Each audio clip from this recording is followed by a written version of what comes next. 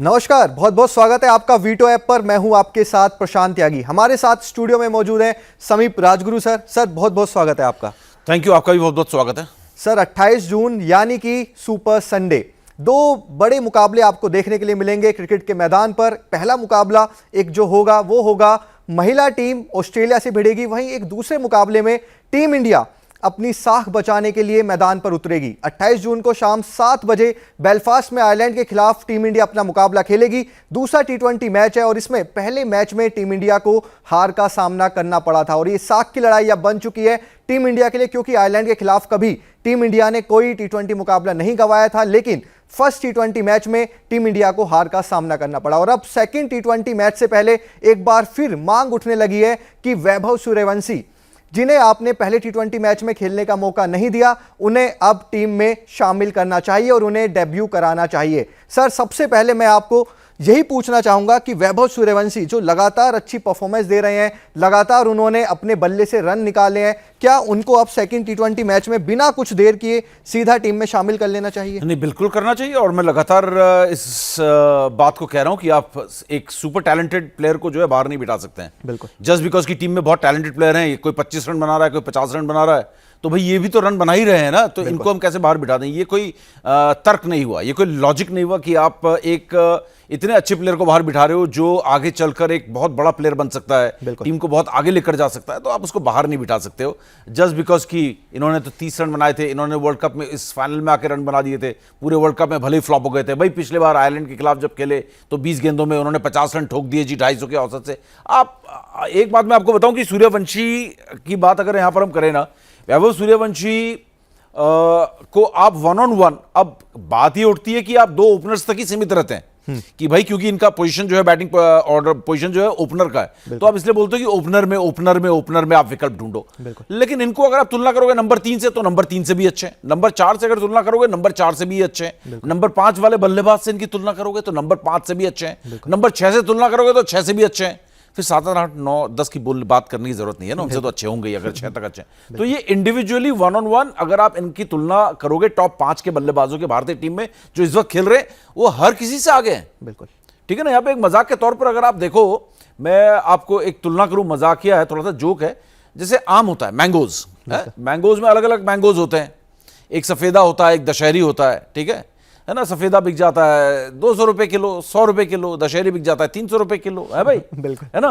लेकिन जब अल्फांसो आता है तो वो 1200-2000 रुपए किलो बिकता है। अल्फांसो आम आता है, पूरी दुनिया में बिकता है। जैपनीज है, जैपनीज नहीं, इंडिया में उगता है। जो माला जैपनीज होगा या अमेरिकन होगा, लेकिन उगता तो इंडिया में ही है या महाराष्ट्र में उगता है। तो जब अल्फांसो आम आता है तो आप उसको एक्सपोर्ट भी करते हो, तो आप उसको क्या, आम तो दूसरे भी हैं, बिल्कुल सफेदा और दशहरी भी आम है, लेकिन आप अल्फांसो को महंगा क्यों बेचते हो? क्योंकि वो अच्छा आम है भाई, तो आप मत बेचो उसको, है ना। तब आप, इस सिंपल सी बात है, मैं एग्जांपल इसलिए यहां पर दे रहा हूं जिससे बीसीसीआई के सिलेक्टर्स को समझ में आए।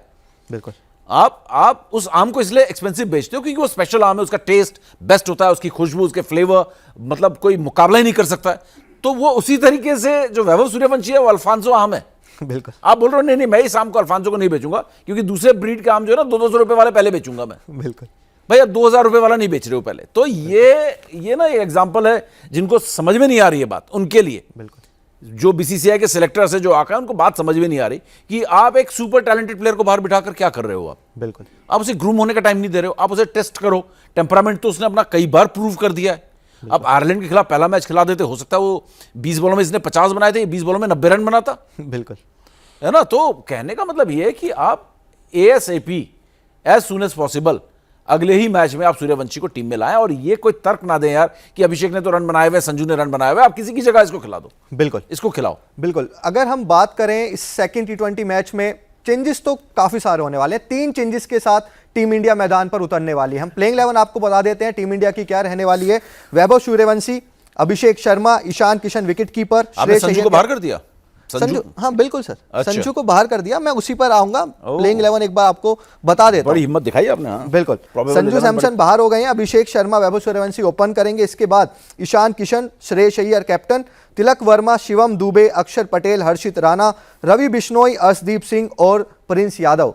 3 चेंजेस टीम इंडिया में नजर आ रहे हैं। वॉशिंगटन सुंदर की जगह रवि बिश्नोई आ जाएंगे। इसके साथ ही संजू सैमसन, उनको तो अब बाहर जाना पड़ेगा, उनकी जगह वैभव सूर्यवंशी जगह ले लेंगे। और एक और चेंजेस जो इस प्लेइंग 11 में हो सकता है वो ये है, प्रसिद्ध कृष्णा जो बहुत ज्यादा महंगे साबित हुए थे पहले T20 मैच में, उनकी जगह प्रिंस यादव को भी डेब्यू करने का मौका मिल सकता है। 100% इस तरह की सर टीम प्लेइंग 11 हो सकती है। ये 3 चेंजेस हो सकते हैं। और इसमें सर एक और चीज है ना, वैभव सूर्यवंशी को मैं इस तरह से देख रहा हूं कि टीम इंडिया की नैया जो डूब गई है ना पहले मैच में, उसको बचाने का काम अब ये बाहुबली करेंगे। क्योंकि कौन है वो, कौन है, कहां से वो आया, वो जो गाना है ना वो इन पे पूरी तरह से फिट बैठ रहा है। वैभव सूर्यवंशी पूरे दरवाजे तोड़कर टीम इंडिया में आए हैं, स्क्वाड में उन्होंने जगह बनाई और अब प्लेइंग 11 में जगह बनाने के लिए दोबारा से उन्होंने सारे दरवाजे तोड़ दिए हैं। तो सर क्या लग रहा है, प्लेइंग 11 कुछ इस तरह की रहेगी? वैभव को मौका मिलेगा, प्रिंस यादव को भी डेब्यू करने का मौका मिलना चाहिए, और संजू सैमसन आपको क्या लगता है, मतलब उनको बाहर कर दें, अब बिल्कुल सही समय आ गया है? नहीं देखिए, राइट अगर टीम की बात करूं ना, तो भले ही उसने 20 गेंदों में 50 रन बनाया अभिषेक ने, बिल्कुल जाना अभिषेक को बाहर चाहिए। संजू सैमसन को अंदर रहना चाहिए। संजू ने बहुत टेम्परामेंट दिखाया वर्ल्ड कप में, बहुत क्रूशियल पारियां खेली है और ऐसे टाइम पे पारियां खेली है कि वो मतलब टीम इंडिया बाहर होने के बिल्कुल कगार पे खड़ी हुई थी। बिल्कुल एक तरफ कुआं एक तरफ खाई वाली स्थिति थी, वहां से आपको निकाल कर लेके आया और आप वर्ल्ड चैंपियन बने। तो इसमें बहुत बड़ा रोल संजू सैमसन का था। तो उस बंदे के पास टेम्परामेंट है, आईपीएल में भी अच्छा खेला है। तो ये संभावित 11 जो आपने बनाई है बहुत बेहतरीन संभावित 11 और यही होनी चाहिए। सिर्फ एक बदलाव कि अभिषेक की जगह संजू होना चाहिए। ये कोई रीजन नहीं कि संजू ने, अभिषेक ने पिछले मैच में रन बनाए थे तो इस मैच में उसको जगह दे दी जाए। कोई बात नहीं, बनाए थे तो अगली बार फिर आ जाएंगे वो, ऐसी कोई दिक्कत नहीं है। ऐसा कुछ उन्होंने मैच नहीं फिनिश कर दिया। बिल्कुल 20 गेंदों में 50 रन बनाए थे तो 40 गेंदों में 100 रन बना के मैच जिता देते। 183 का आप टारगेट पूरा जो है ना पार कर जाते। तो मुझे लगता है कि आप संजू सैमसन को रखो, वैभव सूर्यवंशी को लेकर आओ। बाकी एक टीम मुझे लगता है बिल्कुल सही है। आप इतनी बैटिंग डेप्थ पे जा रहे हो, वॉशिंगटन सुंदर तक को लेकर आ रहे हो, आप एक स्पेशलाइज्ड स्पिनर को सैक्रिफाइस कर रहे हो, इसका कोई मतलब नहीं बनता है। आप वॉशिंगटन सुंदर को बिल्कुल बाहर करो या आप अक्षर पटेल को बाहर करो, दोनों में से एक को रख लो। बिल्कुल, और दोनों की जरूरत नहीं। अगर आप देखो टीम इंडिया के ऊपर से लेकर नीचे तक आपके 7-8 नंबर तक तो बल्लेबाजी है। वैभव सूर्यवंशी अगर नहीं भी आते हैं, चलो वैभव सूर्यवंशी संभावित 11 में मान लेते हैं, वैभव सूर्यवंशी बैट्समैन, संजू सैमसन बैट्समैन, मैंने यहां से इन्होंने अभिषेक को रखा है, मैंने संजू को रखा है, अभिषेक को हटाया। हालांकि हम दोनों गलत होंगे मुझे मालूम है। तो टीम इंडिया फिर वही सेम कॉम्बिनेशन के साथ जाएगी। मुझे नहीं लगता टीम कॉम्बिनेशन टूटने वाला है आज। लेकिन ऊपर से अगर आप देखो, वैभव, अभिषेक, ईशान, श्रेयस, तिलक, शिवम दुबे, अक्षर पटेल, हर्षित राणा, आप 8 नंबर तक बल्लेबाजी रखकर आप क्या करोगे? और वॉशिंगटन सुंदर भी इसके बीच में अगर आप रखोगे तो आप कैसे होगा? रवि बिश्नोई आप बॉलर ही नहीं ला रहे हो, तो ये रवि बिश्नोई की जगह अगर वॉशिंगटन आ जाते हैं तो आप 9 नंबर तक बल्लेबाज लेके जा रहे हो और उसके बाद भी आप से 183 चेज नहीं हो रहे हैं। आप क्या कर रहे हो? आपकी बैटिंग में इतनी मतलब कमजोरियां हैं, तो इससे आपके एक बैट्समैन के बढ़ा देने से आपकी वो कमजोरियां जो है खत्म नहीं हो जाएंगी। बिल्कुल, आप एक बैट्समैन कम लेकर चलें और आप यहां पर स्पेशलाइज्ड स्पिनर जरूर लेकर आए। अक्षर के साथ आप बिश्नोई को लाएं, ज्यादा बेटर होगा मुझे लगता है, क्योंकि अक्षर मुझे ज्यादा एज अ मतलब बॉलर लेफ्ट आर्म वैरायटी वो लेके आते हैं। तो मुझे लगता है कि अक्षर ज्यादा बेटर वो ऑप्शन है और ज्यादा पैनापन भी उनकी गेंदबाजी है। मुझे वॉशिंगटन से ज्यादा अच्छा गेंदबाज मुझे लगता है अक्षर पटेल। तो मेरे दिमाग में है कि अक्षर पटेल और रवि बिश्नोई और प्रसिद्ध कृष्णा तो 100%, क्योंकि वो प्रसिद्ध हो रहे हैं रन खाने के लिए। बिल्कुल 50 बनाने 4 गेंदों में 4 ओवर में 57 रन वो देते हैं पहले मैच में। यार ये तो माफी के लायक नहीं है। और वो भी आप आयरिश बैट्समैन आपको पीट रहे हैं, और जब आयरिश बैटिंग लाइनअप पूरी तरीके से अंडर प्रेशर है, शुरुआत में उनके विकेट गिर चुके हैं, उसके बाद आपको आके वो 100 रनों के पार्टनरशिप्स लगा रहे हैं और 182 रन कर रहे हैं और आप हार जा रहे हो बुरी तरीके से। तो मेरा कहने का मतलब है, प्रसिद्ध की जगह प्रिंस को लेके आओ। डेफिनेटली प्रिंस आपकी जो है जगह उसकी प्रिंस की बनती है और यहां पर प्रसिद्ध की नहीं बनती है। बिल्कुल, तो ये टीम खिलानी चाहिए आज। मुझे लग रहा है कि अगर सिलेक्टर्स को समझ में आ रहा है कि राइट टीम क्या है, बिल्कुल, तो ये है। और अगर समझ में नहीं आया तो हमें सुन लें वो, तो उनको समझ में आ जाएगा। बिल्कुल। लेकिन सर एक चीज जो फर्स्ट मैच में हमें देखने के लिए मिली, जैसे ही पिच में थोड़ा सा भी बाउंस आया, थोड़े से भी मतलब एक अलग ट्विस्ट कुछ होगा ना, टीम इंडिया वहां फंस जाती है। तो सर ये इंपैक्ट क्या पड़ रहा है? मतलब आप आईपीएल में लगातार फ्लैट पिचेस पे खेल रहे हैं, उसका ये बहुत ज्यादा इंपैक्ट है। और आप T20 वर्ल्ड कप जीते हैं, लेकिन आप इंडिया में जीते हैं। आपको जो है ना, अब नेक्स्ट जो आपकी सीरीज है वो इंग्लैंड सीरीज है। आयरलैंड के खिलाफ हम सोच रहे थे कि यार ये तो सिर्फ प्रैक्टिस मैचेस हैं, लेकिन आयरलैंड ने जो है ना आपकी पोल खोलकर रख दी। आपने देखा कि भाई जैसे ही थोड़ा सा बाउंस हुआ, एक्स्ट्रा अनइवन बाउंस था, उसमें आपकी जो बैटिंग लाइनअप थी पूरी फंस गई।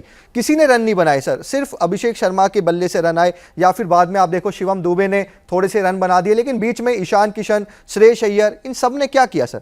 सब ने आकर जो है हल्की सी बाउंस उन्हें मिली, अपना विकेट अपना फेंक कर चले गए। नहीं, लेकिन चलो हम ये मान लेते हैं कि वन ऑफ हुआ ये। आप इंग्लैंड के खिलाफ ऐसा नहीं खेलोगे, अगले मैच में आप अब इसी टीम को आप 10 विकेट से रौंद भी दोगे। बिल्कुल। आज आप 10 विकेट से मैच जीत लोगे। बैटिंग अगर आप भले चेस कर रहे हो और पहले खेल रहे होगे तो हो सकता है आप पहले अगर आप बल्लेबाजी कर रहे हो तो आप मालूम चला 100-125 रनों से मैच जीत भी गए। बिल्कुल। लेकिन इससे एक चीज नहीं छिपती है, वो ये कि आपके बल्लेबाजों में सीमिंग एंड स्विंगिंग कंडीशन में खेलने की एबिलिटी नहीं है। आपने आईपीएल में भी देखा था, जब गेंद हिली डुली, कभी वो 76 पे आउट हो रहे हो, कभी आप 120 पे आउट हो रहे हो, और बड़े बड़े बैट्समैन आउट हुए हैं। तो ऐसा नहीं है, स्विंग होगी, सीम होगी, तो आपको इंग्लैंड में बहुत जल्दी एडजस्ट करना पड़ेगा। ये चैलेंज आपके लिए होगा। और आपके सिर्फ बल्लेबाज एक्सपोज नहीं हुए, यहां पर आपके बॉलर्स भी एक्सपोज हुए कि लेंथ क्या होनी चाहिए, कहां टप्पा डालना है, ये आपको समझ में नहीं आया। आयरिश गेंदबाजों ने टप्पा देखो बिल्कुल सही डाला और गेंद को थोड़ी पीछे खींच के लेके आए। बिल्कुल। तो आपको राइट टप्पा भी उसी दौरान आपको ढूंढना है जब आप खेल रहे हो। पहला मैच है, सब माफ कर दिया जाता है, सबको हम बोल देंगे सब छोड़ दो, कोई बात नहीं। बैट्समैन को पहला मैच था, समझ में नहीं आया, बॉलर्स को पहला मैच था, टप्पा समझ में नहीं आया, लेकिन समझ में आना चाहिए था। बिल्कुल। ये आपकी कमजोरियां हैं और आपकी बैटिंग की ये कमजोरी जो है ये हमने इंडिया में भी देखी है, इसलिए इस कमजोरी को आप इग्नोर नहीं कर सकते हो। बिल्कुल।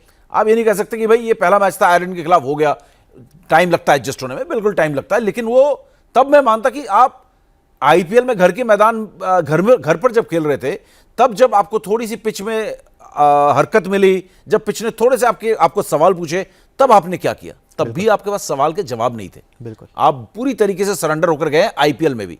आईपीएल में आपने उन पिचेस पर रन बनाए जहां पर बिल्कुल पाटा, बिल्कुल ऐसा लग रहा था जैसे नेशनल हाईवे है वो, जो आजकल नितिन गडकरी जी बना रहे हैं ना, नेशनल हाईवे बिल्कुल है ना, वो कंक्रीट वाले टाइप के, उस टाइप का एकदम जबरदस्त हाईवे, दिल्ली से देहरादून 2.5 घंटे में, है ना, जो 6 घंटे लगते थे। तो उस तरीके का हाईवे पे उन्होंने रन बनाए। बिल्कुल। तो मेरे को लगता है कि आप अगर देखो, ये कमजोरी आपको इस सीरीज में इंग्लैंड के खिलाफ भी ये एक्सप्लॉइट करेंगे।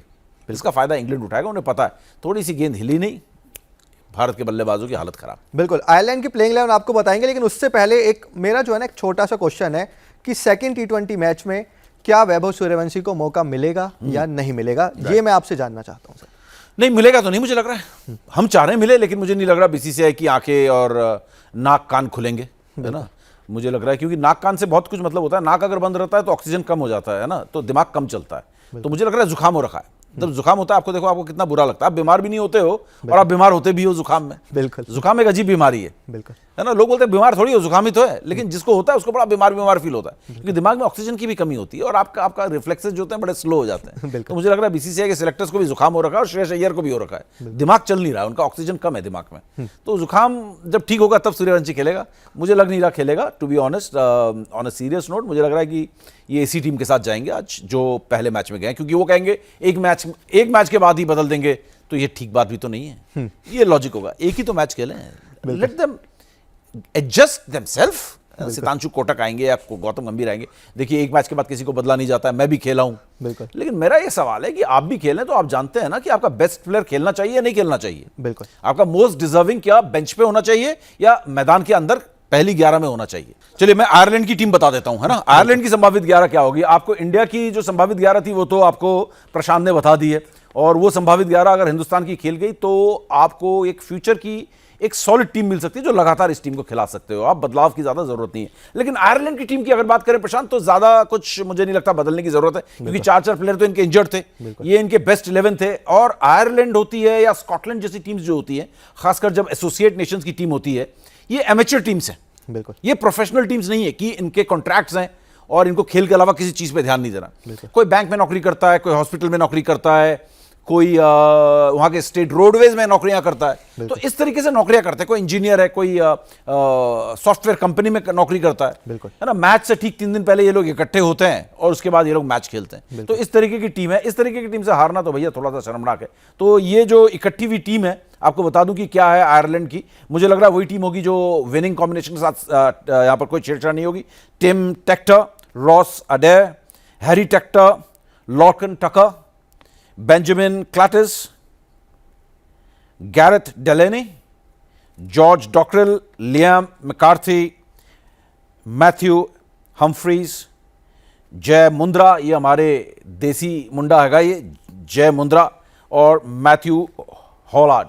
और अगर ये स्पेनिश होते मैथ्यू हॉलार्ड तो इनको बोलते हैं मैथ्यू हॉट, क्योंकि डबल एल साइलेंट होता है। ये मुझे टीम लग रही है आयरलैंड की, और मैं चैलेंज देता हूं आपको, आप मुझे बता दीजिए आपको कितने नाम याद हुए हैं इनमें से, क्योंकि मुझे बोलते हैं कि बिना देखे ये टीम 11 बता दो, मैं नहीं बता सकता हूं, मुझे एक भी नाम याद नहीं हुआ है। फिर देखना पड़ेगा पूरा लिस्ट और फिर संघर्ष करते हुए इनके नाम लेने पड़ेंगे, क्योंकि इनके जो थोड़े से टच या फिर कोई जो इंग्लिश टच है ना, वो ऐसे हैं जो आपकी जीभ में गांठ लगा सकते हैं, टंग ट्विस्टर्स जिसको कहते हैं। बिल्कुल।